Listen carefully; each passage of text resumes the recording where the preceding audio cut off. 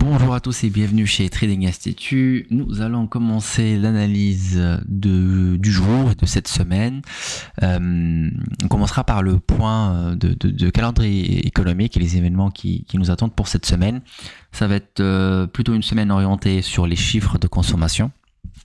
Donc quelle que soit inflation, confiance de consommateur, etc. Donc prix à la production. Pour ce lundi, on aura alors rien de spécial côté ces data, mais on aura quand même un discours d'un membre de FOMC à 15 h, donc ça viendra 30 minutes avant l'open, en espérant que ça ramènera un peu de volat sur le marché. Pour mardi, on aura les prix à la production. Voilà, faut éviter de trader. On ne trade pas avant l'open, mais je pense que ça fera quand même une petite réaction sur le marché. On n'aura pas un très gros décalage, mais je pense qu'on va quand même faire bouger les marchés ce mardi 14 mai à 14 h 30. Après, on aura donc, pour mardi le discours de Jérôme Powell. Donc voilà, on va s'attendre aujourd'hui à une journée. Tout dépend, le discours de 15 h. Est-ce qu'elle va être vraiment directionnelle avec un peu de volat à l'open? On essaiera d'en profiter et on verra par la suite sur l'analyse technique où on peut, entre parenthèses, arrêter notre journée. Donc pour mardi, on a dit ce qui sera important pour nous, c'est le discours de Powell, le président de la Fed, à 16 h, et ça viendra bien sûr après 14 h 30 des prix à la production, et on en parlera. Je pense qu'il va anticiper, donner son avis. Si les chiffres CPI sont bons, on fera ça. Si les chiffres CPI sont pas bons, on fera ça, etc. Et c'est à partir de là, le marché pricera mercredi. C'est là, je pense, où on aura une très belle volate. En tout cas pendant la news, donc un très beau décalage sur le marché, et pourquoi pas un VIX qui monte ou un VIX qui redescend encore ou qui stagne vraiment sur les 13. On aura donc, comme on a dit, pour le CPI, alors en pré-open, la plupart des grosses news ils seront en pré-open, et pendant notre open, bon, les stocks de pétrole, ça ne bouge pas trop. Le Nasdaq, en ce moment, il y a des périodes où ça les bouge bien, et en plus il est à 16 h 30. 16 h 30, normalement notre session de scalping elle est déjà terminée.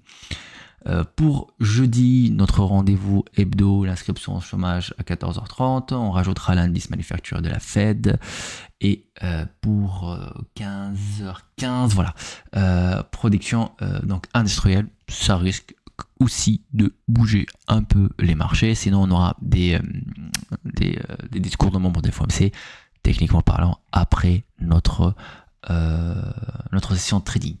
Pour vendredi, à part les CFTC qui sont là tous les vendredis, on n'aura pas des grosses news à part le discours et un indicateur avancé. Alors US, je vais vérifier ce que c'est pour moi en tout cas c'est la première fois que je le vois, donc je vais regarder et je reviens vers vous avant vendredi pour des explications de qu'est-ce que c'est cet indicateur avancé.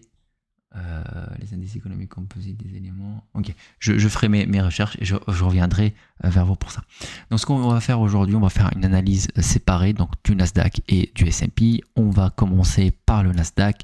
On reste haussier, on laisse beaucoup de zones d'achat, on laisse beaucoup de liquidités, on est sur un mouvement overextended à partir de cette inducement, et surtout à partir de notre NFP qui a fait exploser les marchés à la hausse, et on sort de cette zone de retracement. Maintenant, on passe potentiellement haussier, mais il faut attendre quand même peut-être des retours avant de passer à l'achat. Donc il faut se dire que même si on est haussier sur du moyen terme, il y aura des sessions de scalping où potentiellement on va être plutôt short, parce qu'on va tenter ce retracement avant le pullback et la continuation de la tendance haussière de ce qu'on a pour l'instant. Donc en 4 heures, on va regarder un petit peu où on peut retracer. Alors très bas, on aura les 18100, les 18120, voilà. Même si on retrace ici, on restera aussi si on ne casse pas la zone. Et là, on est sur du 4 heures. Maintenant, on a plusieurs zones de liquidité vers le bas. Donc, on verra et on va essayer de zoomer maintenant un peu en 1 heure. Donc, voilà, c'est ça les liquidités qu'on a sur les 180. On a de la liquidité sur les 230. Et on a une toute petite liquidité M15 qu'on verra par la suite sur les 250. Et une potentielle zone de rebond si on a un palier de prix haussier. Donc, on aura les confirmations avec le carnet d'ordre. Maintenant, si je passe en 15 minutes, on va regarder ensemble. Le plan du jour, on verra. Mais pour l'instant, il est encore 11 heures, c'est encore tôt, mais pour l'instant, si on revient à récupérer cette liquidité et je commence à avoir un palier de prix haussier, je passerai potentiellement à l'achat. Certes, il y a une vingtaine de points encore ou une dizaine de points de la liquidité vers le bas, mais si on est sur un mouvement overextended, on peut juste faire un retour ici et on repart directement à la hausse. Donc j'attendrai des confirmations, j'achèterai jamais un couteau qui tombe et bien évidemment dès que j'ai mes confirmations sur le carnet, je passerai à l'achat. Et si le marché part encore plus bas, bon, on va avoir sur un retracement d'une vingtaine de points, donc je pense que je le scalperai pas, tout dépend. Alors la facilité du marché et les mouvements du marché, on a vu que c'est à 13,30. Et j'attendrai encore un palier de prix haussier à partir des 30. Donc on crée l'entrain du semaine et dès qu'on part haussier, et bah, je retenterai le même scénario ici et je passe haussier. Maintenant, si on a une open qui ouvre ici. Maintenant on va revenir sur imaginons on aura un marché alors c'est qui va rester qui stagne ici, qui va rester voilà sur cette zone. C'est là, alors c'est pas que ça va être plus compliqué, mais en tout cas si on break les 95, je passerai aussi directement pour aller chercher au moins les 350. Et ça va être notre prix d'arrêt du jour, entre parenthèses. Le mouvement technique du marché sur le Nasdaq, ça va être la toucher des 350. Donc, si on casse les 95, et bah, j'ai un palier de prix haussier, je passerai à l'achat directement. Donc, breakout, on achète au plus haut. Voilà, c'est le setup qu'on aura. Et aller chercher les 350. Et pourquoi pas, bah, si on est dans le mouvement, on a vraiment beaucoup travaillé la liquidité. Si on casse, bah, on sait qu'on peut décaler encore une centaine de points à la hausse. Peut-être pas aujourd'hui, mais en tout cas, voilà ce qui peut arriver sur du court moyen terme.